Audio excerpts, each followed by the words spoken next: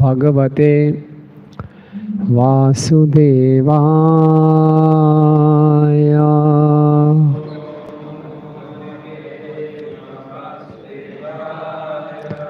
ॐ नमो भगवते वासुदेवाय।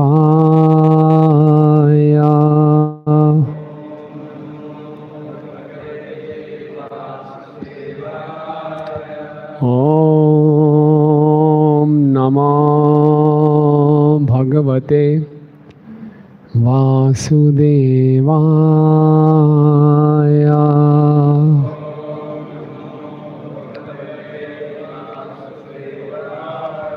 नारायणं नमस्कृत्यं नरं चैव नरोत्तमं देवीं सरस्वतीं व्यासं ततो जयम् उदीरयेत्। नष्टप्रायेषु अभद्रेषु नित्यं भागवत सेवया भगवती उत्तमश्लोके भक्तिर्भवति नैष्ठिकीं। कृष्णाय वासुदेवाय देवकीनन्दनाय च नन्दगोपकुमाराय गोविन्दाय नमो नमः। ॐ अज्ञानतिमिरन्धस्य ज्ञानञ्जनशलाकया चक्षुरुन्मीलितं येन तस्मै श्रीगुरुवे नमः। श्रीचैतन्यमनोभीष्टं स्थापितं येन भूतले स्वयं रूप कदा मह्यं ददाति स्वपदान्तिकं। वन्देऽहं श्रीगुरु श्रीयुतपदकमलं श्रीगुरून् वैष्णवांश्च श्रीरूपं साग्रजातं सहगणरघुनाथान्वितं तं सजीवं साद्वैतं सावधूतं परिजनसहितं कृष्णचैतन्यदेवं श्रीराधाकृष्णपादान् सहगणललिता श्रीविशाखान्वितांश्च। हे कृष्णा करुणा सिंधु दीनबंधु जगतपते गोपेश गोपिकाकांत राधाकांत नमस्तुते। तप्त कांचन गौरांगी राधे वृंदावनेश्वरी वृषभानुसुते देवी प्रणमामि हरिप्रिये। वाञ्छाकल्पतरुभ्यश्च कृपा सिन्धुभैव च पतितानां पावनेभ्यो वैष्णवेभ्यो नमो नमः। जय श्री कृष्ण चैतन्य प्रभो नित्यानंद श्री अद्वैत गदाधर शिवासादि गौरभक्तवृंद। हरे कृष्णा कृष्णा कृष्णा हरे हरे हरे राम राम राम हरे हरे। नमो विष्णुपादाय कृष्ण पृष्ठाय भूतले श्रीमते भक्ति वेदांत स्वामिनिति नामिने। नमस्ते सारस्वते देवे गौरवाणी प्रचारिणे निर्विशेष शून्यवादी पाश्चात्य देशतारिणे।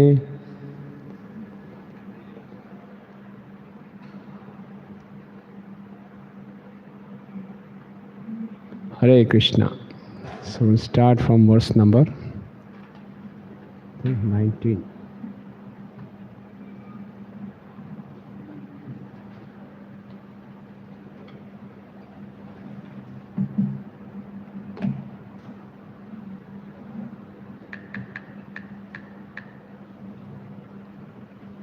Should be on. Okay, till now we have discussed yam, niyam, pranayam, yam, niyam, asan, pranayam and pratyahar. Now the 19th verse will describe about dharana, dhyan and samadhi. Okay. Tatre kavayam dhyayed avyachnena chetasa मनो निर्विषयम युक्त्वा ततः किंचन न स्मरेत पदम तत्परमं विष्णुर मनो यत्र प्रसीदति। Okay, so 18 verse you have discussed now. 18th verse was describing about Pratyahar, and then Dharana also. Gradually the mind becomes specialized.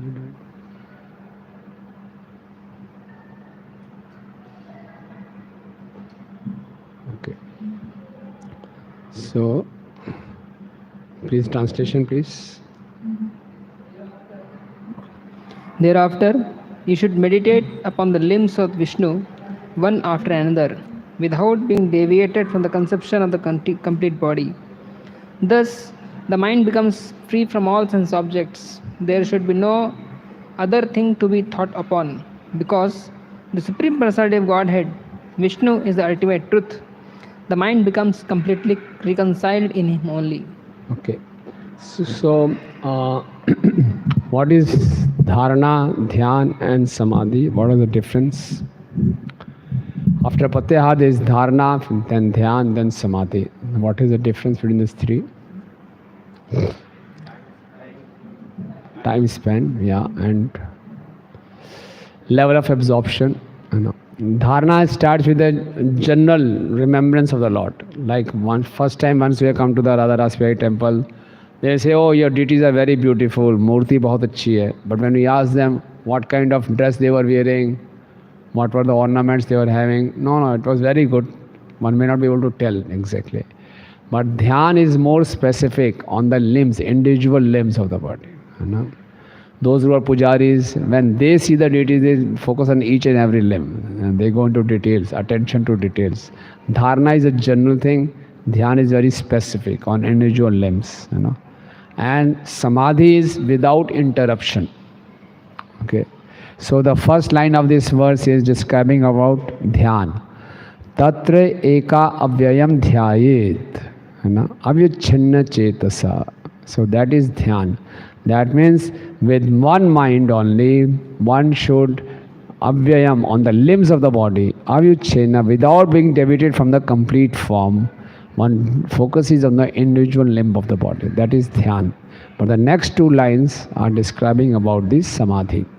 Mano nirvishyam yuktva tata kinchan nasmare. Then there is no other subject matter in the mind. Mind is totally focused, uninterrupted meditation. Tata padam tat paramam vishnur mano yatra prasidati.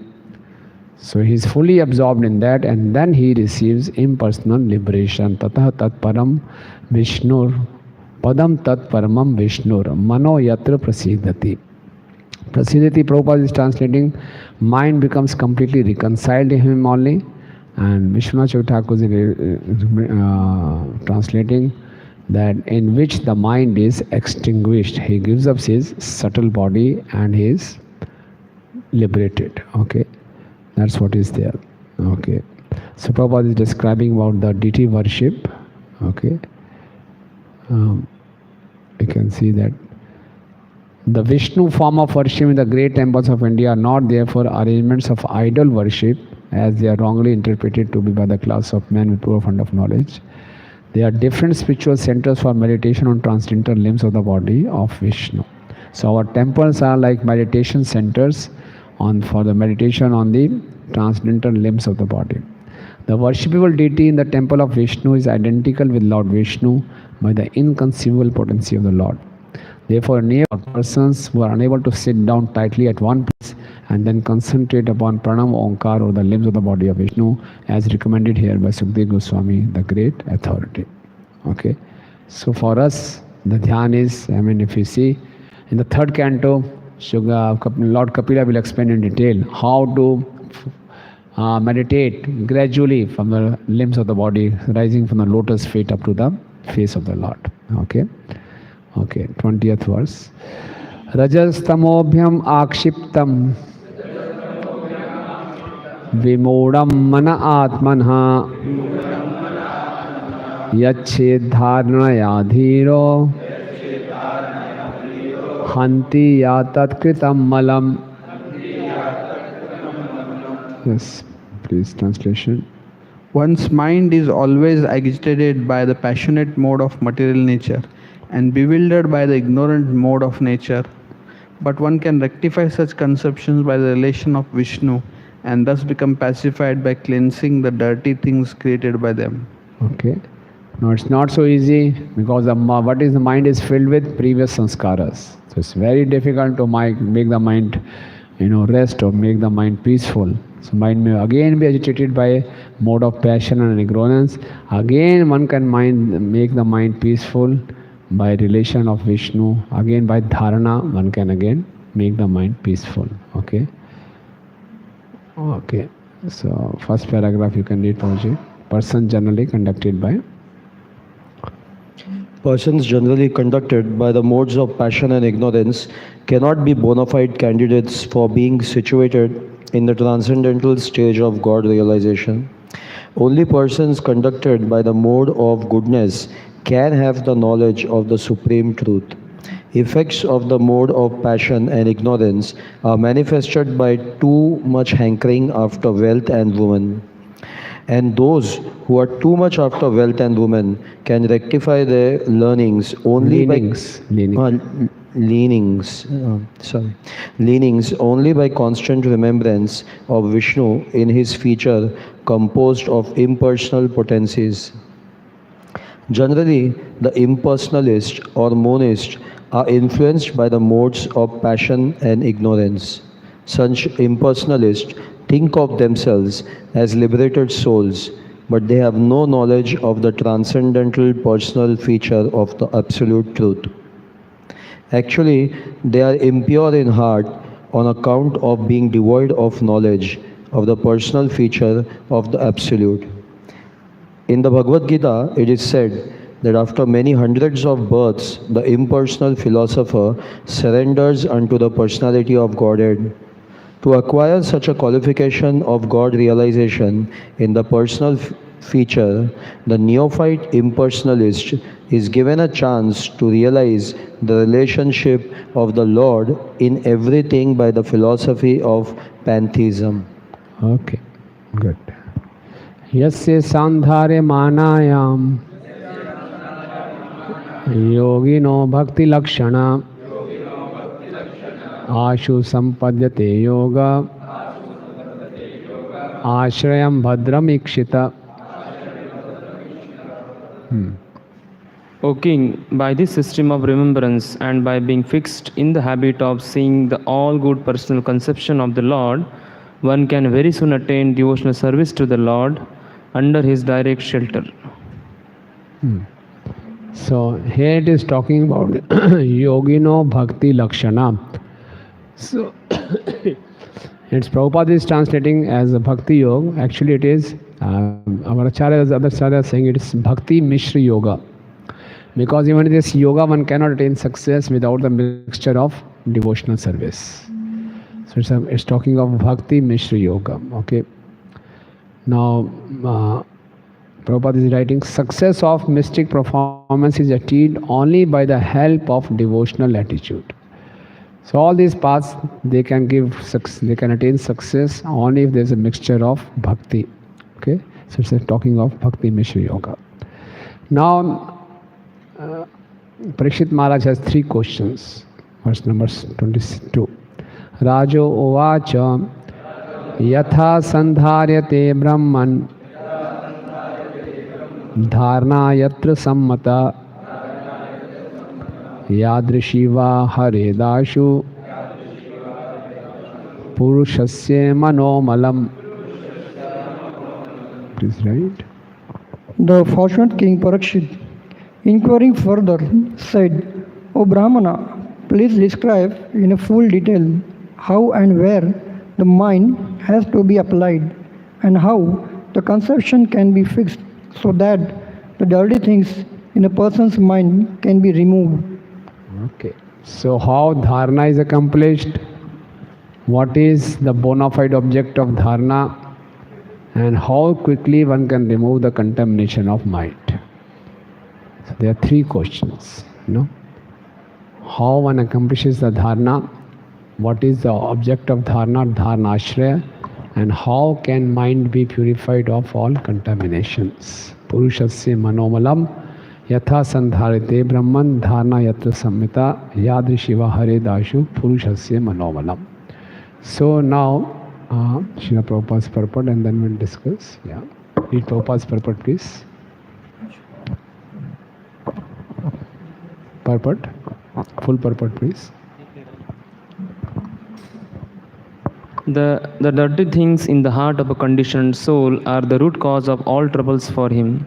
A conditioned soul is surrounded by the manifold miseries of material existence, but on account of his gross ignorance, he is unable to remove the troubles due to dirty things in the heart, accumulated during the long prison life in the material world. He is actually meant to serve the will of the Supreme Lord, but on account of the dirty things in the heart, he likes to serve his concocted desires.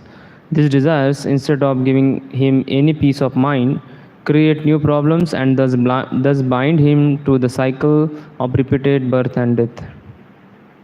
This dirty thing of fruitive work and empiric philosophy can be removed only by the association with the Supreme Lord. The Lord, being omnipotent, can offer his association by his inconceivable potencies. Thus, persons who are unable to pin their faith on the personal feature of the Absolute are given a chance to associate with his Virata Rupa, or the cosmic impersonal feature of the Lord. The cosmic impersonal feature of the Lord is a feature of his unlimited potencies. Since the potent and the potencies are identical, even the conception of his impersonal cosmic feature helps the conditioned soul to associate with the Lord indirectly and thus gradually rise to the stage of a personal contact. Maharaj Parikshit was already directly connected with the personal feature of the Lord Sri Krishna, and as such he had no need to inquire from Sukadeva Goswami about where and how to apply the mind in the impersonal Virata Rupa of the Lord. But he inquired after a detailed description of the matter for the benefit of others who are unable to conceive of the transcendental personal feature of the Lord as the form of eternity, knowledge and bliss. The non-devotee class of men cannot think of the personal feature of the Lord. Because of their poor fund of knowledge, the personal form of the Lord, like Rama or Krishna, is completely revolting to them. They have a poor estimation of the potency of the Lord. In the Bhagavad Gita 9.11, it is explained by the Lord himself that people with poor fund of knowledge deride the Supreme Personality of Lord, taking him to be a common man. Such men are ignorant of the inconceivable potency of the Lord. By the inconceivable potency of the Lord, he can move in human society or any other society of living beings, and yet remain the same omnipotent Lord, without deviating in the slightest from his transcendental position. So, for the benefit of men who are unable to accept the Lord in his personal eternal form, Maharaj Parikshit inquired from Sukadeva Goswami how to fix the mind on him in the beginning, and the Goswamis replied in detail as follows. Yeah. So now it's very interesting, slightly technical, so we'll discuss like this. Okay. Now you can see this chart. So this chart we can see starts from, it's clear, visible, no? It starts from yam, niyam, asan, pranayam, pratyahar. Okay. Now after pratyahar means withdrawing the mind and the senses from the sense objects. Even after withdrawing the mind and the senses from the sense objects, if a yogi has a desire to enjoy this material world, he has still the material desires, then he is a neophyte yogi. His dharna ashraya, that means the object of his dharna will be Virat Roop. And if he is not attached yogi, he is advanced yogi, his dharna ashraya is Paramatma. Okay. So from now the Virat Roop will be described, but the Virat Roop meditation is meant for those attached yogis. Even after reaching up to the stage of Pratyahar, their mind is still not purified. They still have material desires. So then they are recommended to meditate upon the Virat Roop. But after Pratyahar, if their hearts are purified, then they meditate on the Super Soul. Okay. Now after putting dharna says Virat Roop, again if they have, their heart is purified, then they will go for Paramatma as a dharnashraya. And if they don't, still they have desire, even after meditating upon the Virat Roop, then they go for Krama Mukti. There are two kinds of liberation that will be described in the next chapter. Direct liberation and gradual liberation. So the neophyte yogis who are attached, they meditate on the Virat Roop, and even after meditating on the Virat Roop, they have different desires still in their hearts. So they are gradually liberated. Gradually their subtle body gets purified. They go to each and every planet and give up their desire to enjoy that planet. Then they move to the next planet. They remain there for few time, thoroughly enjoy it, given up with that desire, and then go to the next planet. That's how they are liberated. Then ultimately they merge into the Brahm. That we'll discuss in the next chapter.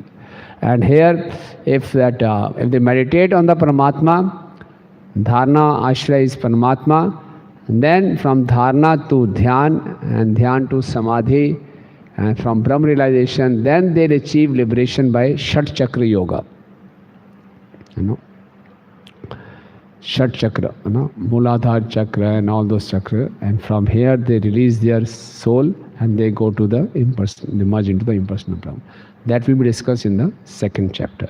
This Kram Mukti and liberation will be discussed in the second chapter, but it starts from here. Why we are discussing the Virat Roop?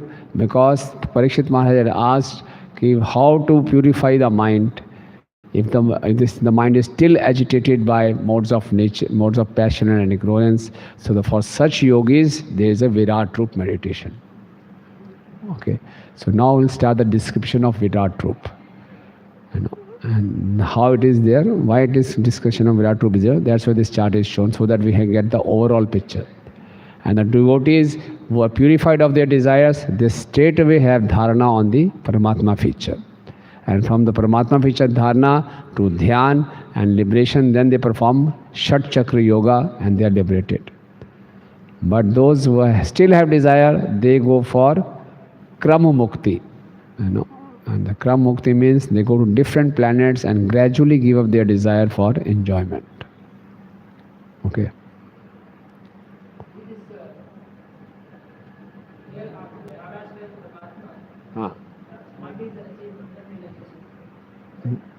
Yeah.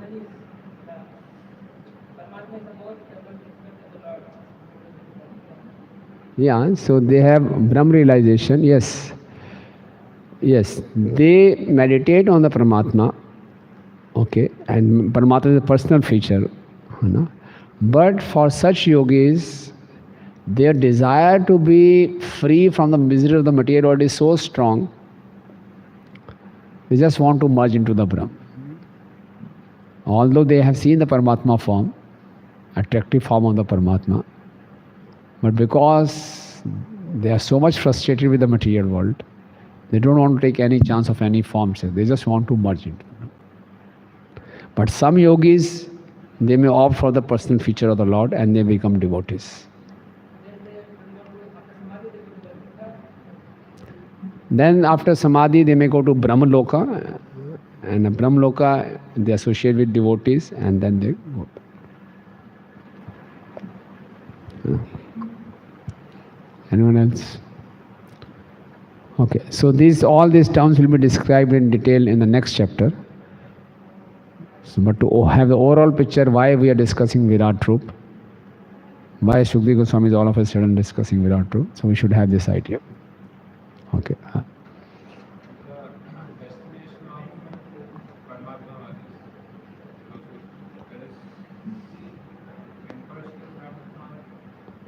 Impersonal Brahman. And another question was, the previous section was about, like you were telling how that this description of this Ashtanga Yoga is coming to establish finally that Bhakti is superior. The previous we were discussing. Yeah, that is completed or it's... Yeah, so in the second chapter, last 3 verses after describing all this, then again Shukdev Goswami will prove how our sadhana bhakti is superior to this practice of yoga. We'll again establish.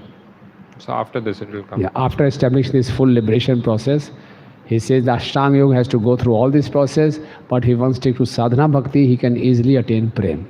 He will establish at the end of the second chapter. Okay. Okay. Right, so we'll Now there are different limbs are discussed.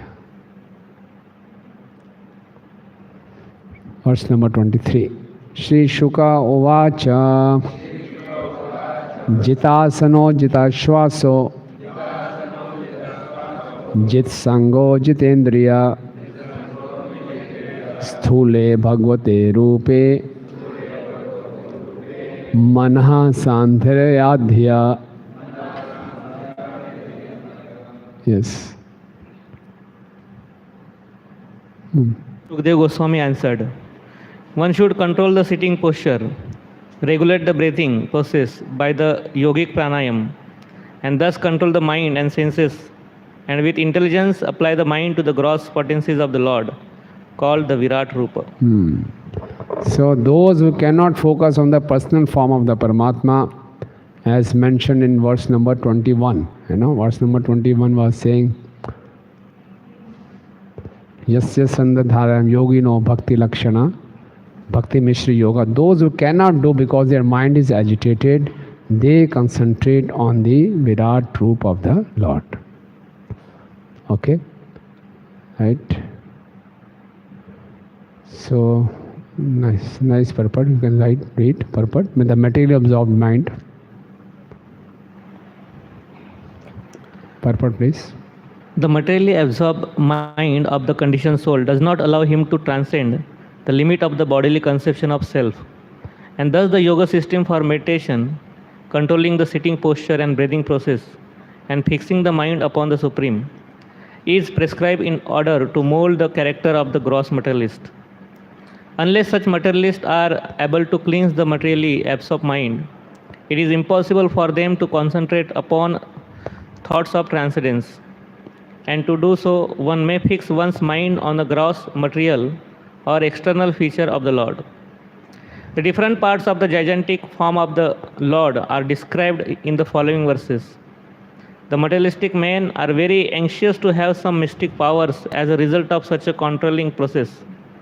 But the real purpose of yogic regulation is to eradicate the accumulated dirty things like lust, anger, avarice, and all such material contamination. If the mystic yogi is diverted by the accompanying feats of mystic control, then his mission of yogic success is failure. Because the ultimate aim is God realization, he is therefore recommended to fix his gross materialistic mind by a different conception and thus realize the potency of the Lord. As soon as the potencies are understood to be instrumental manifestation of the transcendence, one automatically advances to the next step, and gradually the stage of full realization becomes possible for him. Okay, so that way.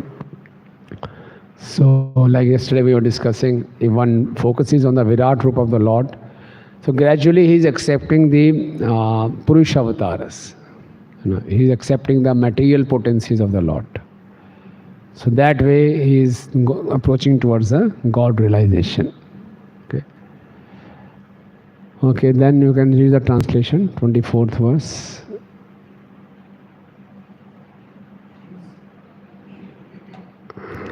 This gigantic manifestation of the phenomenal material world as a whole is the personal body of the absolute truth, wherein the universal resultant past, present, and future of material time is experienced.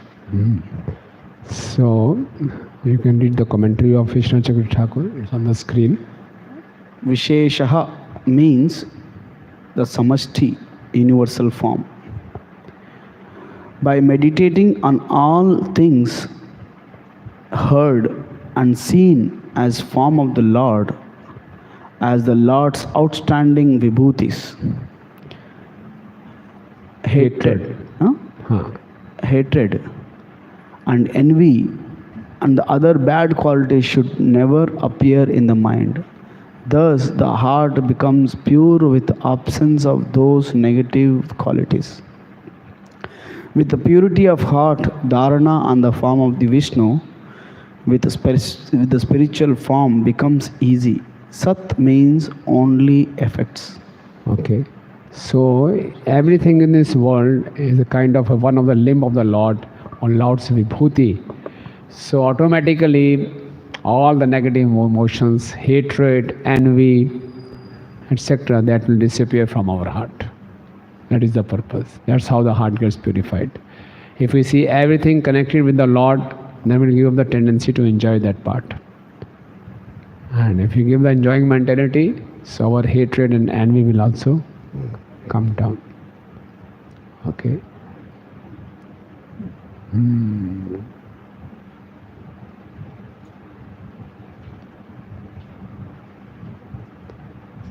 Okay, so we can see Prabhupada is bringing out some important points here. That past and present, future. Yeah. Previously, that there, wherein the universal resultant past, present, future, material, time is Yes. in the personal body of absolute truth. Yeah. So because this whole creation is undergoing changes, past, present, and future. It is ultimately the form of the Lord. So everything, past, present, and future, we can see as a potency of the Lord, as a form of the Lord. Everything is present in that. In the previous shloka, this heart and mind both are synonyms in when we are speaking. In the shloka, it comes Hrudaya. In the purport, Prabhupada speaks about mind. The cleansing of mind or cleansing of heart. It's both are same. You see, sometimes they are used interchangeably. Basically, it refers to our antakaran. You know, technically speaking, heart is the most subtle part. Chit, cheto darpan marjanam. You know, it is the most subtle part of the subtle body. So, but as a whole, the subtle body is sometimes called as heart, sometimes called as mind. So when Krishna says, I sit in the heart, it means in the chit. In the region of the heart. Krishna sits in the region of the heart. But all those impressions are there in the chit. So, but we say mind is dirty, or chit is dirty, heart is dirty. They use interchangeably. That. Okay. So, where were we? Sorry.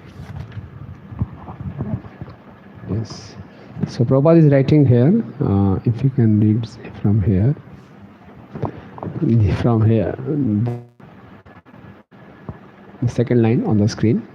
The relative world is also his phenomenal representation because it is nothing but an expansion of his transcendental energy.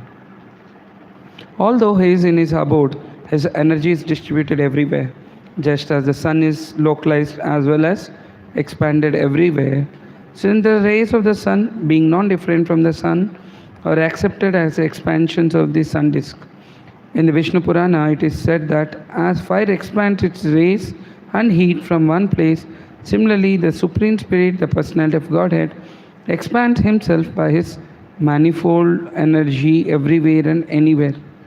The phenomenal manifestation of the gigantic universe is only a part of his Virata body. Less intelligent man cannot conceive of the transcendental, all spiritual form of the Lord. But they are astounded by his different energies, just as the aborigines are struck with wonder by the manifestation of lightning, a gigantic mountain, or a hugely expanded banyan tree. The aborigines praise the strength of the tiger and the elephant, although he is accepted as a supreme personality of Godhead by learned scholars and saints like Vyasadeva, Narada, Asita, and Devala in the past, and by Arjuna in the Gita, or as also by the acharyas like Shankara, Ramanuja, Madhvan, Lord Sri Chaitanya in the modern age. The Asuras do not accept any evidential proof from the revealed scriptures, nor do they recognize the authority of the great acharyas. They want to see with their own eyes at once. Therefore, they can see the gigantic body, and since they are accustomed to paying homage to superior material strength like that of a tiger, elephant, and lightning, they can offer respects to the Virat Rupa. Lord Krishna, by the request of Arjuna, exhibited his Virat Rupa for the Asuras. A pure devotee of the Lord, being unaccustomed to looking into such a mundane, gigantic form of the Lord, required special vision for the purpose. Lord therefore favored Arjuna with a special vision for looking into his Virat Rupa, which is described in the 11th chapter of Bhagavad Gita. This Virat Rupa of the Lord was especially manifested not for the benefit of Arjuna, but for that unintelligent class of men who accept anyone and everyone as an incarnation of the Lord and so misled the general mass of people. For them, the indication is that one should ask the cheap incarnation to exhibit his Virat Rupa and thus be established as an incarnation. The Virat Rupa manifestation of the Lord is simultaneous of the Lord as Virat, and thus gradually cleanse the dirty things from their hearts in order to become qualified to actually see the transcendental form of the Lord in the near future. This is a favor of the all-merciful Lord to the atheists and the gross materialists. Okay. So Prabhupada is glorifying the Virat Rup. So one Virat Rup, like which Arjuna requested Lord to exhibit, it's a challenge to the atheist. And also this Virat Rup is a mercy upon those impersonalists so that they can meditate. Now what is the difference between the Virat Rup exhibited by Krishna in Bhagavad Gita and the Virat Rup we are talking here? Is there any difference or are they the same?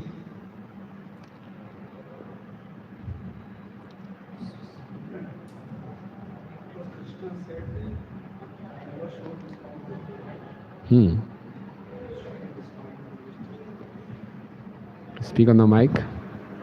Krishna himself says in Gita, he says, I have never shown this form before. I'm showing this to you specially. Okay. So how it is different? That is a different because he gave a special note. Yes, Prabhu. That is shown to Arjuna. He is personally Krishna's form, and it is a representation of Virat Purush. Yeah. That is not an imagination. That is a reality. That show to Arjuna is not an imagination. And Arjuna got frightened and then he prayed, please show me your 400 form or 200 form.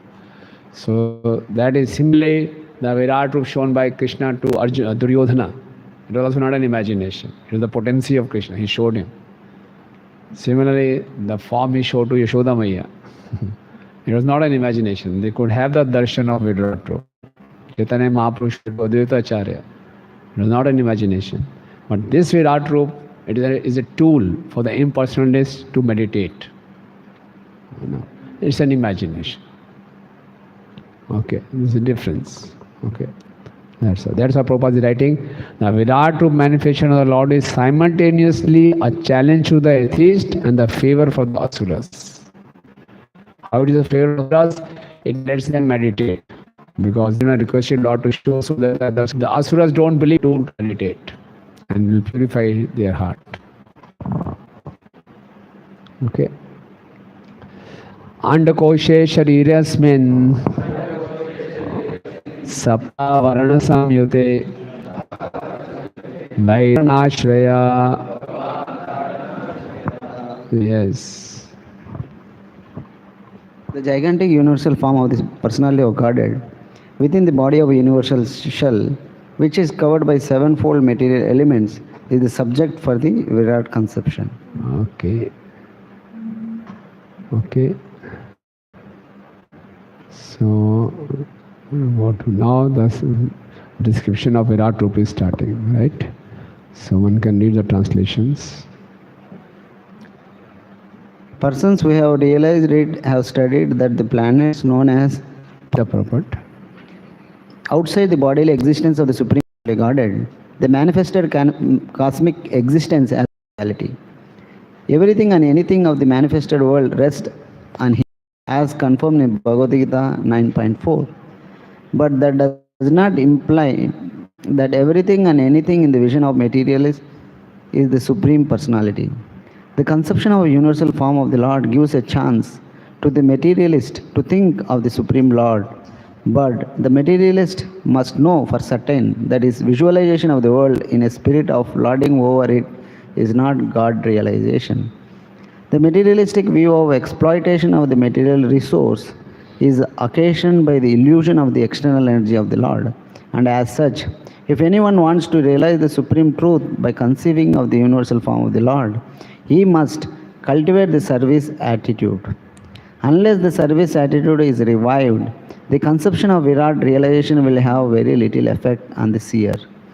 The transcendental Lord, in any conception of his form, is never a part of the material creation.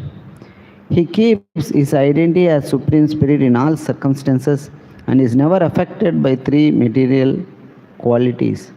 For everything material is contaminated. The Lord always exists by his internal energy.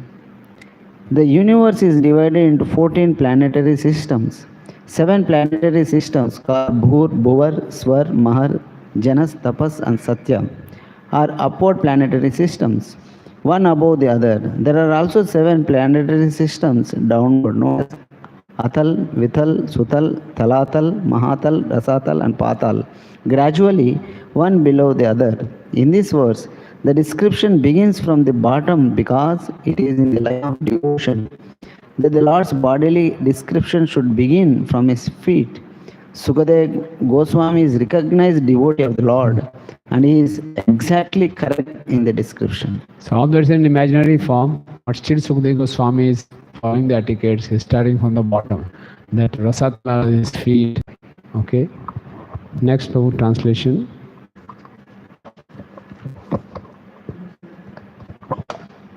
In that planet of Satyaloka, there is neither bereavement nor old age nor death. 27, no? Purport.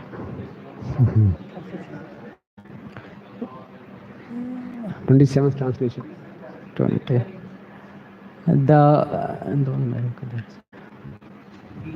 The knees of the universal form are the planetary system of the name Sutala, and the 2 thighs are the Vitala and Atala planetary systems. The hips are Mahitala, and the outer space is the depression of this novel.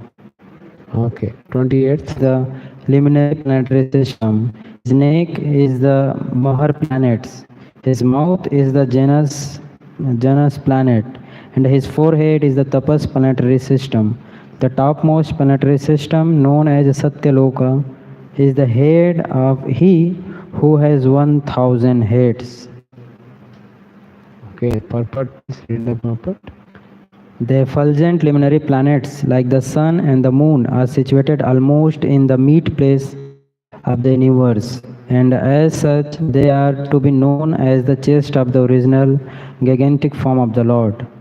And above the elementary planets, called also the heavenly places of the universal directorate demigods, are the Mahar, Janas and Tapas planetary systems, and above all the Satyaloka planetary system, where the chief directors of the modes of material nature reside, namely Vishnu, Brahma and Shiva.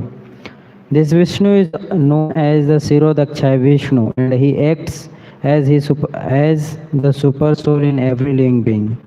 There are innumerable universes floating on the casual ocean, and in each of them the representation of the Virat form of the Lord is there, along with innumerable suns, moons, heavenly demigods, Brahmas, Vishnus and Shivas, all of them situated in one part of the inconceivable potency of the Lord Krishna, as stated in Bhagavad Gita chapter 10 verse 42.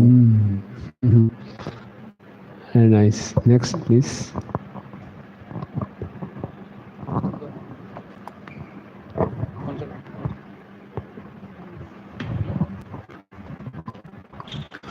His arms are the demigods headed by Indra.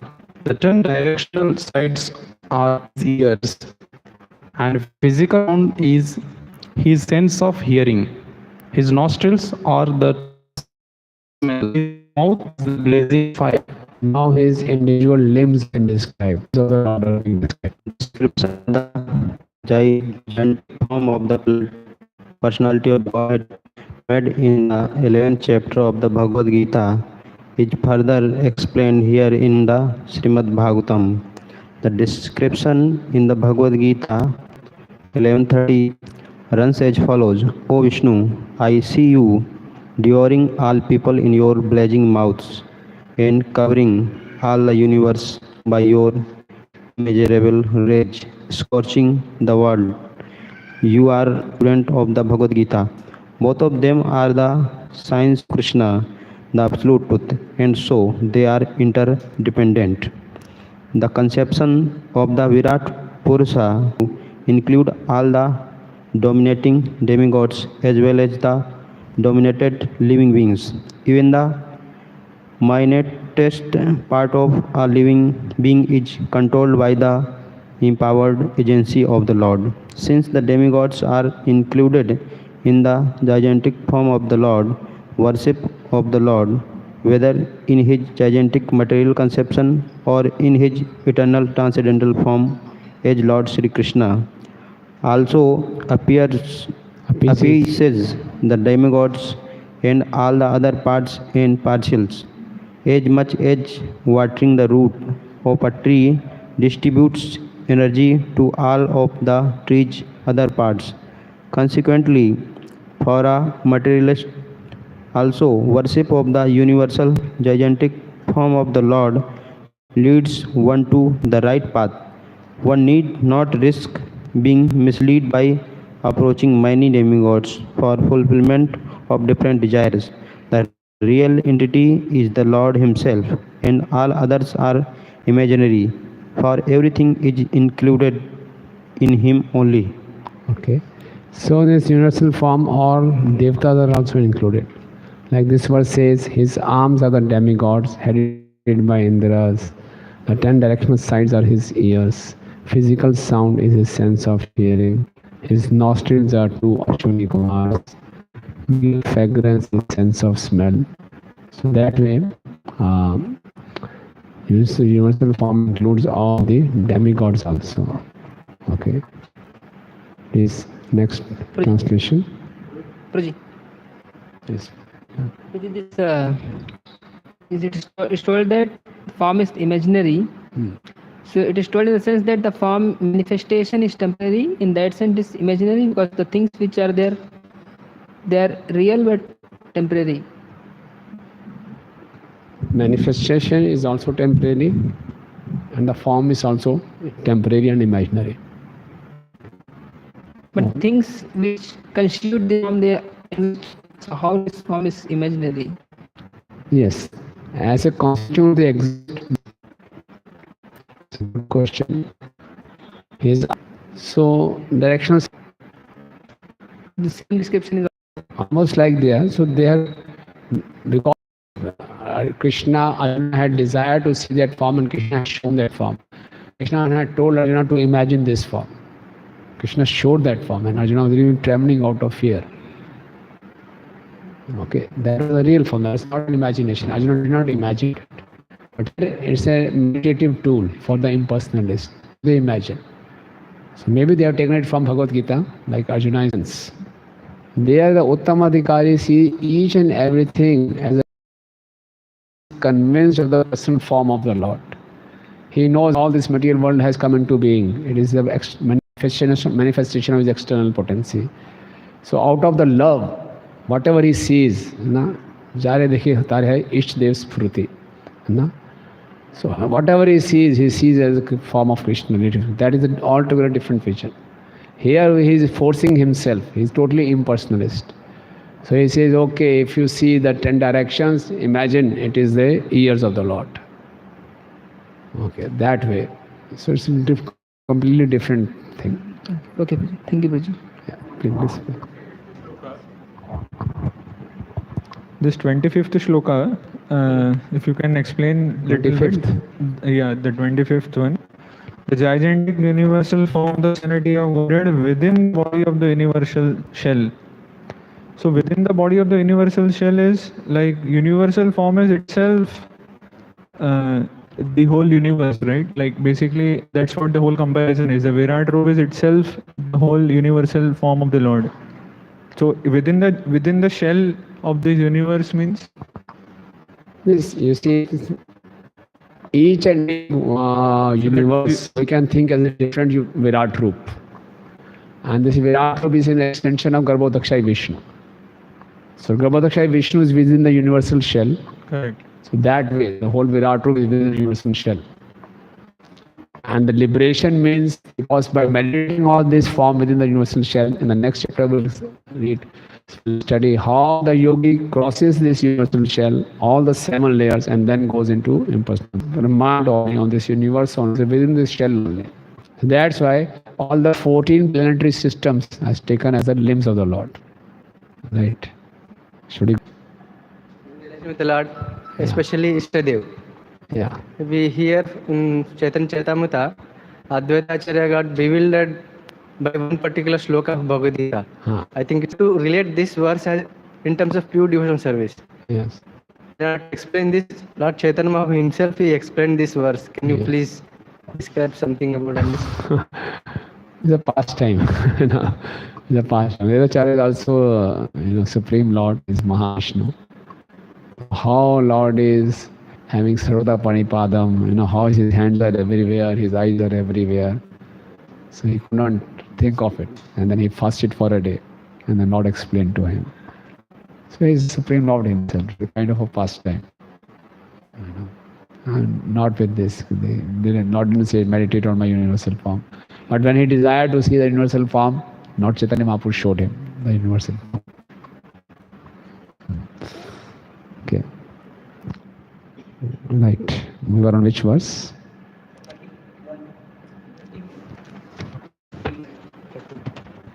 Yeah. 30, no? Yes. Okay. 30. Yes, please read. The sphere of outer space constitute his eye pits, and the eyeballs is the sun, the power of seeing.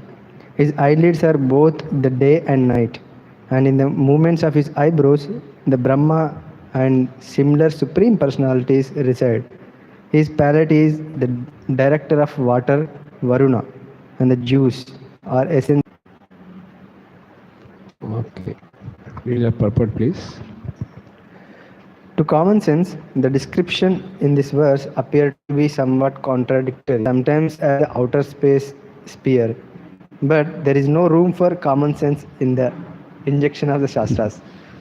We must accept the description of the Shastras and concentrate more on the form of the Virat Rupa than on common sense.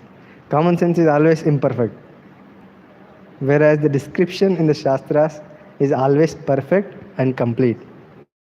If there is any incongruity, it is due to our imperfection and not the Shastras. That is the method of approaching the Vedic wisdom. Yeah. Okay. Next verse.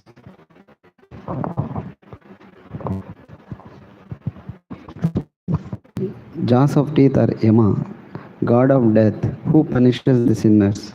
Every material energy is a smile. This great ocean of material creation is but the casting of his glance over us. Yes. Please purport. According to Vedic assertion, this material creation is the result of the Lord's casting a glance over the material energy, which is described herein as the most alluring illusory energy. The conditioned souls who are allured by such materialism should know that the material temporary creation is simply an imitation of the reality, and that those who are captivated by such alluring glances of the Lord are put under the direction of the controller of sinners called Yamaraj. The Lord smiles affectionately, displaying his teeth. The intelligent person who can grasp this truth about the Lord becomes a soul fully surrendered unto him. Okay. Okay. Next, Prabhuji. Modesty is the upper portion of his lips, hankering in his chin, Religion is the breast of the Lord, and irreligion is his back. Brahmaji, who generates all living beings in the material world, is his genitals. And the Mitra Varunas are his two testicles. The ocean in his waist is his waist, and the hills and mountains are the stacks of his bones. Okay. Purport? Yeah, purport. You can. Yeah. The Supreme Lord is not impersonal, as misconceived by less intelligent thinkers. Rather, he is the Supreme Person, as confirmed in all authentic Vedic literatures. But his personality is different from what we can conceive.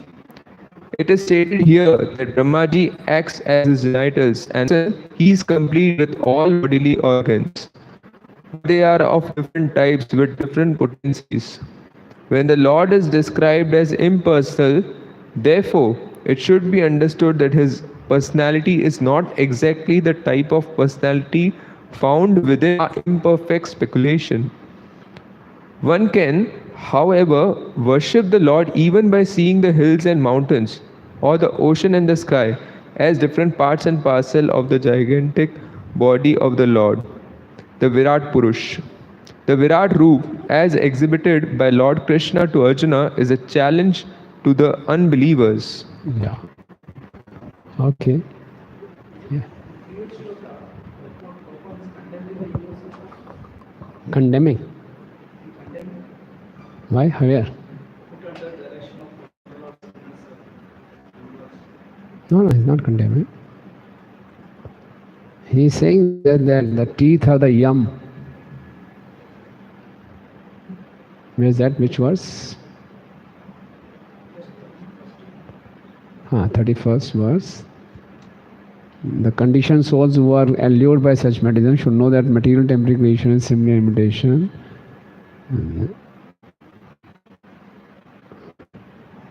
How is condemning?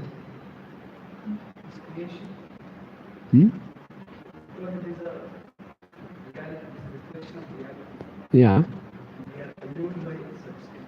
Yeah. Yamraj. Yes.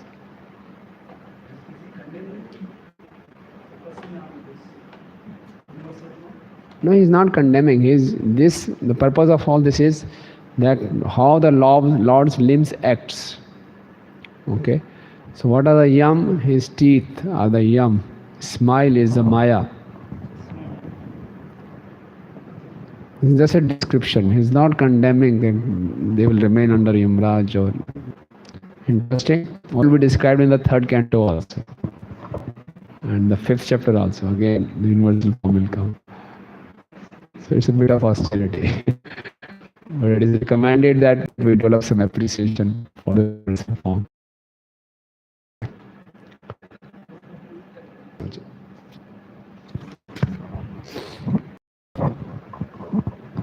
Prabhuji, it is mentioned that we should, rather than meditating on the other things, how it is possible, we should meditate on the universal form. And also it is said that we can worship him by visiting the hills and forests. So now what we have to do?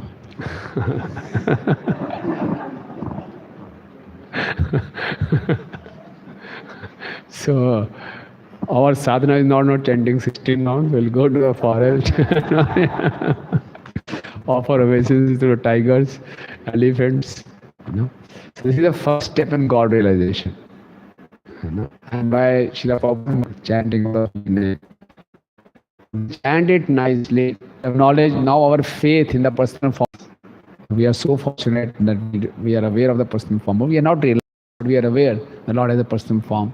And we want to serve that form. But an impersonalist, he has to go through all this. And at the end of the 2nd chapter, Shukdev Goswami again established the supremacy of bhakti. This is all we are studying to establish the supremacy of bhakti, to realize how fortunate we are. Right from the beginning, we have got this topmost process. Okay, that's why for us it is irrelevant. We think it is irrelevant. Why are we studying this? But why Shukdev Goswami is describing to Parikshit Maharaj? He had only 7 days left. He could have talked of pure Krishna Katha. But he first started with this. He is giving almost directly saying. Yeah, but if it's commentaries of Vishwanath Chakravarti Thakur on these verses, Prabhupada is still again in every purport, Prabhupada is bringing the devotional service.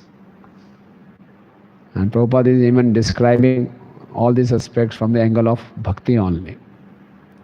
You know, wherever you see. And if you read the purports of Vishwanath Chakravarti Thakur, they are very technical. So Prabhupada is never giving a chance. We should not get bewildered. Now I should do what? So we should always chant Hare Krishna. And Prabhuji, in the description it is said that stan is stan of the Lord, Yeah. breast. Yeah. Why it is not said chhati of the Lord, chest? Which word you are saying? This was. Let's see what is there in the Sanskrit. Dharmostano. Yeah. Adharma patha. Yes. Why it's not the what can we say? We have to ask Sukhdev Goswami why you say. I mean, there is no description like. No Acharya has explained why it is mentioned as Stana. I think at some other place also, when it comes the description of the Lord, Yeah. then this word is used, stan, rather than chhati. Chest. Yeah, chest. Yeah. Sure. We'll research. I'm not aware of this. I know research. I'm not gone into this detail also.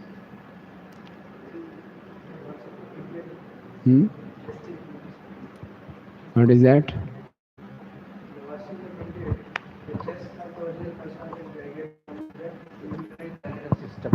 Which verse? 28. 28.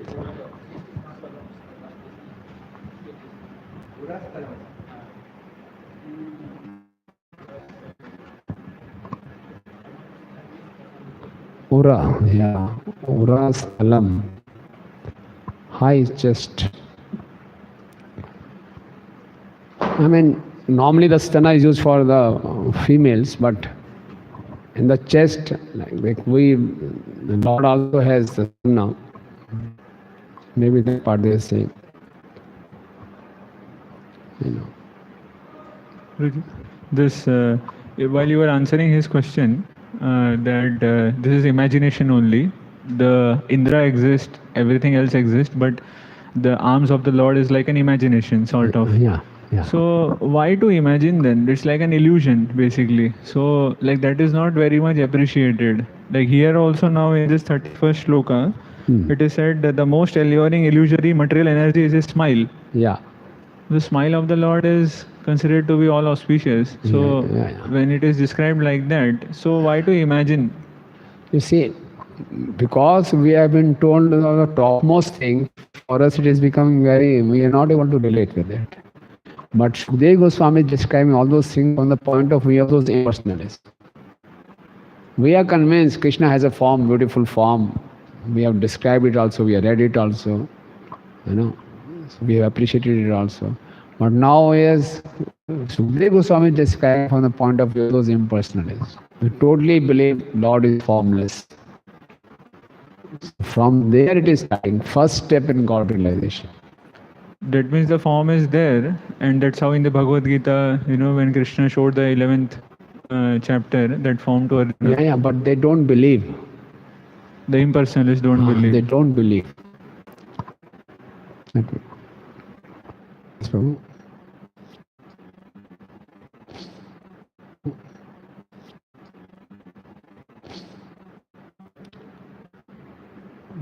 Prabhuji, it is about Bhagavatam, it is mentioned that Rasam Alayam. Bhagavatam has no covering or seed, it is the pure juice. So this kind of saying that is irrelevant. So is it seed or what? That is not seed. Like the morning we discussed, why such topics are there. You are there in the discussion? 5 reasons why such topics are included in Bhagavatam. Yeah. You there? No? Last few I heard. Yeah, the first two are there. So what was the first reason? Bhagavatam is meant for Nirmatsara also, non-envious as well as conditioned soul. And the second reason was yogis were there, impersonalists were there. They were not qualified for appreciating devotional service. Now they also have to be brought into the realm of devotional service. So that's how Sukadeva Goswami is very systematically, scientifically establishing the supremacy of bhakti. If he have straight away said, just do bhakti, shotave kisi that's all, finish. So many people wouldn't have joined. Now he is describing Ashtanga Yoga in detail.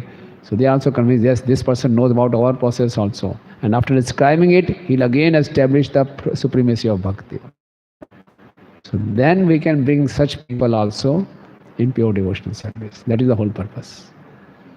Prabhuji, but in that very verse it is said, Muhurho Rasika Bhui Bhavika. Those who are sick, for them they will test it for always, constantly. Yeah. So, okay, might be for second canto is relevant for those who are in lower yogas. Yes. So for Rasik, how it is? For Rasikas, you see, recently Urmila Mata came to Punjabi Bagh. She gave lectures on these verses only. When you see Maya, you should see Krishna smiling. It was very, very nice. And she has written a book also on this. How to see Krishna everywhere. I know. And this also. I know. They will find out the ways to appreciate Krishna's presence. Okay.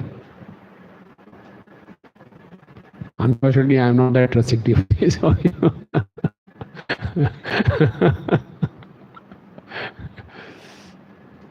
yeah.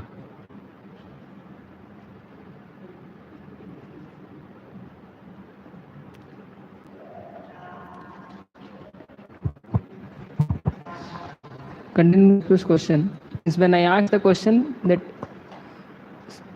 I asked them that when impersonalists are meditating upon this universal form, they are meditating in the terms of the vibhutis.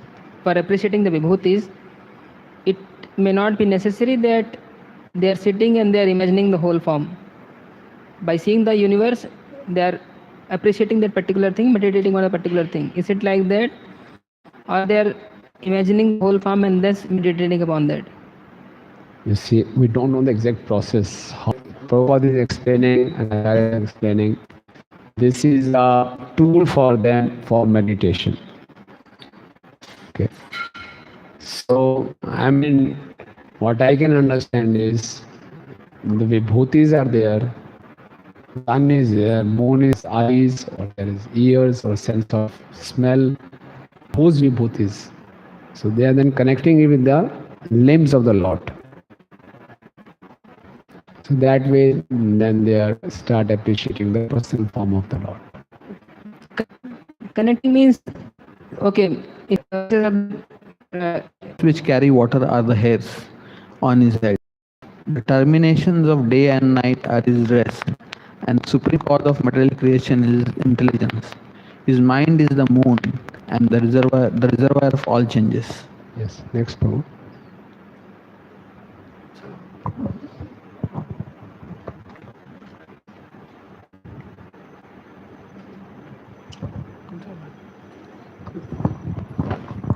The principle of matter, Mahatattva, is the consciousness of the omnipresent Lord, as asserted by the expert, and Rudra Dev is his ego. The horse, mule, camel, and elephant are his nail, and the wild animals and all quadrupeds are situated in the belt zone of the Lord. Okay, so when you see a camel, horse, and elephant, we can remember the nails of the Lord. Yeah. Yes. Varieties of birds are indications of his masterful artistic sense. Manu, the father of mankind, is the emblem of his standard intelligence, and humanity is his residence. The celestial species of human beings, like the Gandharvas, Vidyadharas, Charanas, and angels, all represent his musical rhythm, and the demoniac soldiers are representations of his wonderful prowess. Yeah, perfect, please. The artistic sense of the Lord is manifested in the artistic, colorful creation of varieties of birds like the peacock, parrot, and cuckoo. The celestial species of human beings like the Gandharvas, the Vidyadharas can sing wonderfully and can entice even the minds of the heavenly demigods. Their musical rhythm represents the musical sense of the Lord. How then can he be impersonal? His musical taste, artistic sense, and standard intelligence, which is never fallible, are different signs of his supreme personality. The Manu Samhita is the standard law book for humanity, and every human being is advised to follow his great book of social knowledge. Human society is the residential quarters for the Lord. This means that the human being is meant for God realization and association with God. This life is a chance for the conditioned souls to regain his eternal God consciousness and thus fulfill the mission of life. Maharaj Prahlad is the right type of representative of the Lord in the family of Asuras. None of the living beings is away from the Lord's gigantic body. Each and every one has a particular duty in relation to the supreme body. Disruption in the matter of discharging the specific duty assigned to each and every living being is the cause of disharmony between one living being and another. But when the relation is re-established in relation with the Supreme Lord, there is complete unity between all living beings, even up to the limit of the wild animals and human society. Lord Chaitanya Mahaprabhu displayed this living unity in the jungle of Madhya Pradesh, where even the tigers, elephants, and many other ferocious animals perfectly cooperated in glorifying the Supreme Lord. That is the way to peace and amity all over the world. Yeah. So that's our purpose. It's completely glorifying Sankirtan, devotional service. Okay, next Prabhuji. The Virat Purusha's face is the Brahmanas. His arms are the Kshatriyas, his thighs are the Vaishyas, and the Shudras are under the protection of his feet. All the worshipable demigods are also overtaken by him. And it is the duty of everyone to perform sacrifices with feasible goods to appease the Lord. Yes. Theism is that all those varieties of demigods are parcels of the original whole. Similarly, the divisions of the orders of human society, namely the Brahmanas, the intelligent class, the Kshatriyas, the administrators, the Vaishyas, the mercantile community, and the Shudras, the laborer class, are all same thing Prabhupada is writing. Aborigines, they worship all powerful things. They worship forests, rivers, because they also got this idea from this universal description. Yes. Something that is powerful is there. Some powerful being is there behind them. At least they recognize they are better than those people who just worship the nature without recognizing the presence of God. But these aborigines, they say, okay, some power is behind them, so we worship that. It is superior to us. That. Okay, so the last verse. सा सर्वधीवृति अनुभूत सर्वा आत्मा यथा स्वप्न जनेक शक्तिता तम सत्यमानानंद निधिं भजेता नान्यत्र सज्जेत यत आत्मपाता. Yes. One should concentrate his mind upon the Supreme Personality of Godhead, who alone distributes himself in so many manifestations, just as ordinary person creates thousands. The only all blissful absolute truth. Otherwise, one will be misled and will cause his own degradation. Yes, purport, please.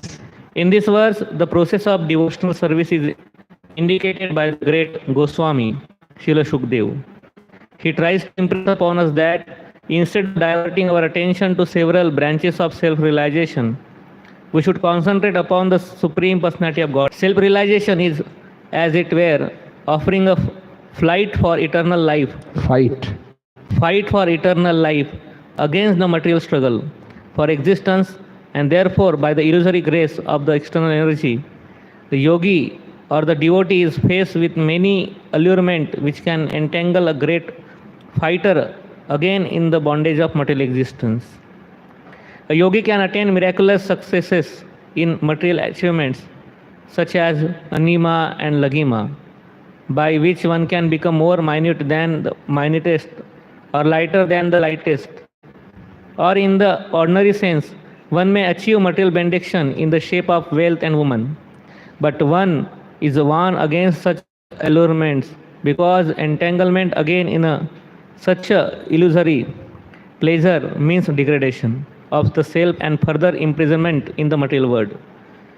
By this warning, one should follow one's vigilant intelligence only. The Supreme Lord is one, and his expansions are various. He is therefore the super soul of everything. When a man sees anything, he must know that his seeing is secondary and the Lord's seeing is primary. One cannot see anything without the Lord's having first seen it. That is the instruction of the Vedas and the Upanishad. So whatever we see or do, the super soul of all acts of seeing or doing is the Lord. This theory of simultaneous oneness and difference between the individual soul and the super soul is propounded by Lord Sri Chaitanya Mahaprabhu as the philosophy of Achinta Bheda Bheda Tattva. The Virat group or the gigantic feature of the Supreme Lord includes everything material super soul of all living and non-living entities. But the Virat group is also the manifestation of Narayan or Vishnu, and going further on and on, one will eventually see that Lord Krishna is the ultimate super soul of everything that be. The conclusion is that one should unhesitatingly become a worshipper and none else. In the Vedic hymns, it is clearly said that first of all, before creation there was neither Brahma nor Shiv, and what to speak of others.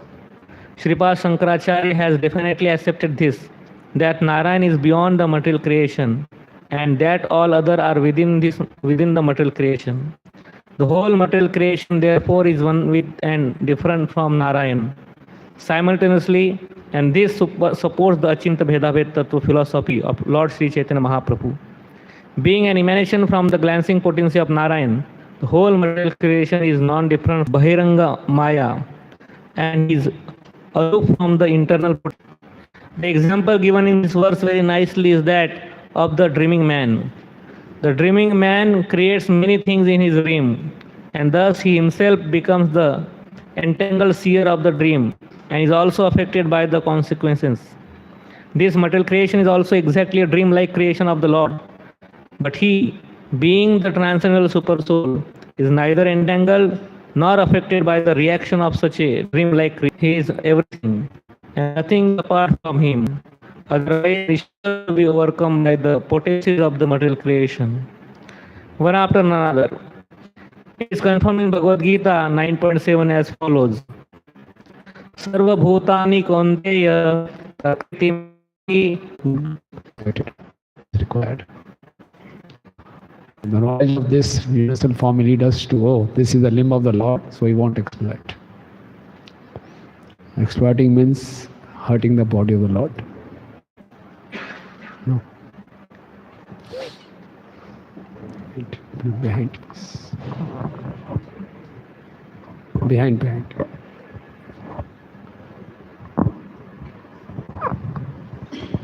Hare Krishna, Prabhuji. So when we see different aspects of the material world connecting to the Lord, just like hills are nothing but bones of the Lord. Existence in every moment is sinful. what to do, whatever job you go, karmas, it's so in nature. What do you do? No, you're driving vehicle, contributing pollution, very complicated place. So there's no way any living entity can escape from this material world. Only way is Srila Prabhupada's mercy, shelter. If you follow the process, otherwise, if I stop this profession and go for the profession, again reaction, reaction, reaction. No. Unless we have that varnashram, self-sufficient society, and that's an ideal thing. Only then there is some, less reactions. That is also, some reactions will be there, but we will not be exploiting the nature to this extent. But if you are not having that self-sufficient farm communities, there is bound to be exploitation of natural resources. We cannot escape it. You have any alternative? One should try to minimize as much as possible, but one cannot escape.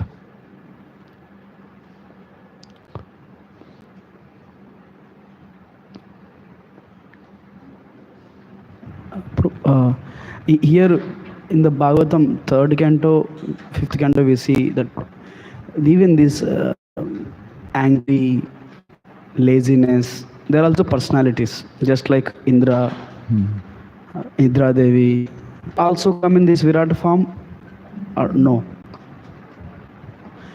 If they are there, because it's all the inanimate, animate in one purport row. All inanimate, animate, everything we also read one more point that because we are not meditating on this form, we get this envy. Yeah, because it is mentioned, the back of the Lord is irreligion. Yeah, universal form, back of the Lord is irreligion. And then again, in the 3rd canto also all these things are mentioned. Death is also there, envy is also there. Yes, everything is included in this Virat Rupa. When we meditate in the, not we, when these yogis meditate on this, do they meditate on these individual limbs also, the back part of the body of the Lord?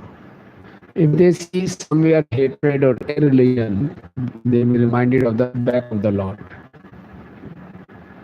It is the back of the Lord. They will see the connection, yeah, but they will not get affected. They will not get affected because it is the back of the Lord. And they are here to meditate on the formal love to purify themselves. So they are not supposed to meditate on the negative qualities. Yeah. It's not to again contaminate them. So when Vyasa has seen this Lord backside, Maya Devi, so that is also part of this gigantic. That's not imagination. Vyasa actually saw that. Okay. When Vyasadeva saw Maya Devi in the back of the Lord, that was an actual vision. It was not an imagination. That will come in the 2nd canto, 7th chapter, how the Maya Devi is standing behind the Lord. That's the actual vision, that's not an imagination. So even we, when we are seeing in the world these qualities, we should appreciate these qualities in the connection with Krishna, but not get affected by it. Yeah, we have bad qualities when we see, we can see the absence of Krishna. Back means absence of Krishna, that way. Like Prabhupada said, from where this envy is coming. So Prabhupada gives an example of sun. The absence of sun is darkness. So absence of Krishna consciousness is enviousness. That way we can see. Thank you. Hare Krishna.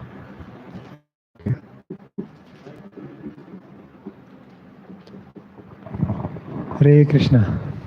Mornings, Prashadam was also a little late. So some devotees time 11:30 to 2 and then 3 to 5. Should you do like this from tomorrow? कितने devotees कहते हैं कि ये ठीक है 11:30 से 2 और फिर 3 से 5? Raise hands. कितने डिवोटीज कहते हैं कि ओह कम ही डिवोटीज कह रहे हैं. 11 बजे वाला ही टाइम रखना है क्या? सोना तो वैसे ही है.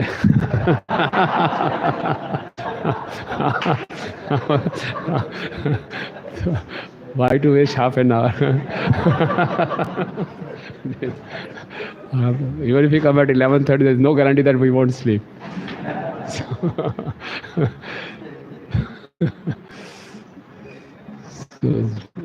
Maybe devotees can take short nap before coming. Tomorrow Prasadam will be in ashram hall only, so जल्दी हो जाएगा. No So problem. short nap we can take. But not ऐसा ना हो कि आ ही नहीं पाए फिर. Thank you. जय श्रील प्रभुपाद की, ग्रंथ राज श्रीमद् भागवतम की, जय गुरु श्रील प्रभुपाद.